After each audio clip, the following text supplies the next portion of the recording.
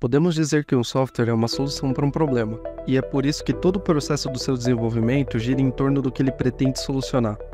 Atualmente, esse processo envolve o uso de abstrações que representam eventos e elementos da vida real dentro da máquina. Um grande exemplo disso é o conceito de banco de dados relacional. Utilizando tabelas, armazenamos informações de elementos da vida real em linhas e separamos seus detalhes em colunas. Ao longo dos anos, utilizar abstrações dentro do código se tornou uma prática dominante no mercado. Isso acontece porque, quanto menos tempo o desenvolvedor tiver que lidar com detalhes técnicos das ferramentas que ele usa, mais produtivo ele vai ser. No caso do banco relacional, não é necessário entender qual algoritmo de compressão está sendo usado para guardar os dados, ou onde na memória eles vão ficar alocados. Podemos focar completamente nas tabelas e no que elas representam. Porém, temos que ter em mente que não existe uma única ferramenta que resolva todos os problemas existentes. Há casos em que o banco relacional não é a solução mais performática, econômica ou sequer viável. Não existe canivete suíço em tecnologia, e é por isso que hoje eu vou te apresentar 4 paradigmas de banco de dados que você talvez não conheça, mas que têm crescido nas últimas décadas ao revolucionar o mercado de tecnologia. Vamos entender um pouco sobre os conceitos que fundamentam esses bancos chamados NoSQL, entender como eles se encaixam em aplicações que a gente usa no dia a dia e conhecer suas principais implementações. Começando pelo mais simples, temos chave-valor. Nesse paradigma, você tem um conjunto de chaves únicas que apontam para valores de tipos primitivos. Algumas implementações até oferecem a possibilidade de salvar estruturas mais complexas, como listas. Mas o ideal é usar esse tipo de banco em casos de dados simples, que consumam pouca memória.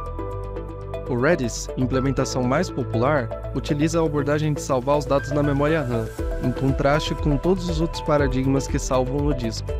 Assim, ele se torna mais limitado quanto ao volume de dados que pode ser armazenado, mas ganha um desempenho extremo em todas as operações. Sendo assim, esse banco se torna ideal para reduzir a latência de dados em casos pontuais. Geralmente ele é usado como cache em cima de outro banco. Ter um banco de alta performance é sempre muito bom, mas hoje em dia você provavelmente vai querer algo que seja capaz de suportar grandes volumes de dados para sua aplicação. E é aí que o chave-valor deixa a desejar. Ele sequer te permite fazer queries, o que não é bom em situações que necessitam de manipulação de dados ou de relacionamentos. Uma alternativa seria o próximo paradigma, White Column. Ele lembra bastante bancos relacionais, porém sem esquemas, sem joins e orientado a colunas em vez de linhas. Nele, temos colunas que contêm valores ordenados e que são identificadas por chaves. Elas se encontram em estruturas chamadas key spaces, que são análogas às tabelas em bancos SQL. Ponto-chave desse paradigma é que as colunas de uma tabela são, de alguma forma, independentes, de modo que você possa armazenar dados não estruturados nas tabelas e adicionar novas colunas ou deixar de preencher algumas, conforme necessidade.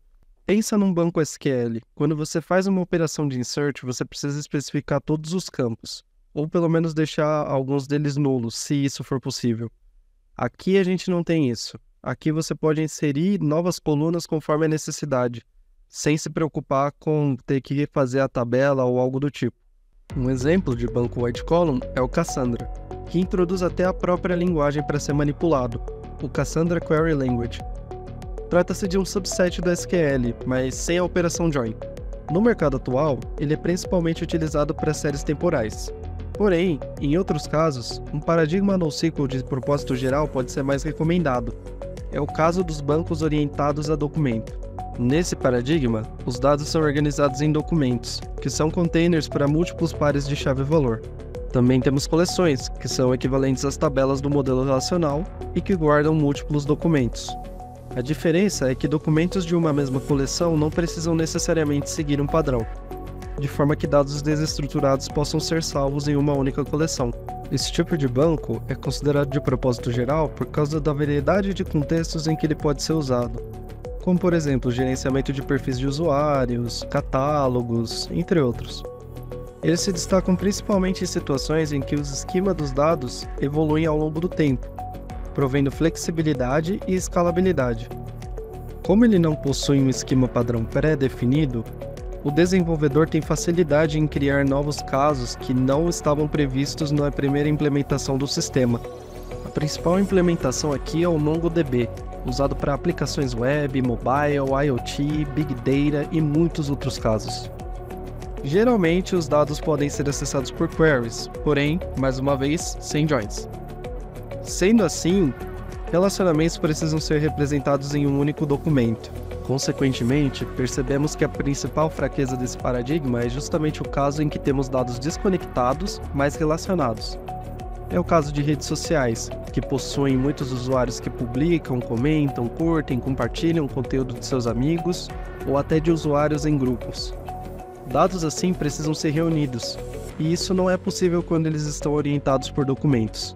Nesse caso, podemos recorrer aos bancos relacionais, mas se quisermos criar uma aplicação sem dados estruturados usando um banco NoSQL, podemos usar o banco de dados em grafos. Nesse último paradigma, nós vamos usar a teoria dos grafos para armazenar os nossos dados, de forma que eles fiquem organizados em nós e que seus relacionamentos também sejam representados como dados. Consequentemente, os relacionamentos vão ser arestas entre dois nós. Suponha que, em um banco relacional, você tenha um relacionamento de muitos para muitos entre duas tabelas. Nesse caso, seria necessário criar uma terceira tabela que armazenaria os relacionamentos. Em um banco orientado a grafos, isso não é necessário. Basta criar arestas que liguem os dados envolvidos para representar esses relacionamentos. Assim, esse banco se torna uma solução otimizada para esse tipo de caso, além de apresentar um nível de abstração que mais se aproxima das idealizações de alto nível do desenvolvedor. Além do exemplo da rede social, eles também são usados em engines de recomendação e para detecção de fraude. A principal opção desse tipo de banco é o Neo4j. Vou deixar o link para a documentação de cada banco citado aqui, já que foram usados como fontes para esse vídeo. Obrigado por assistir.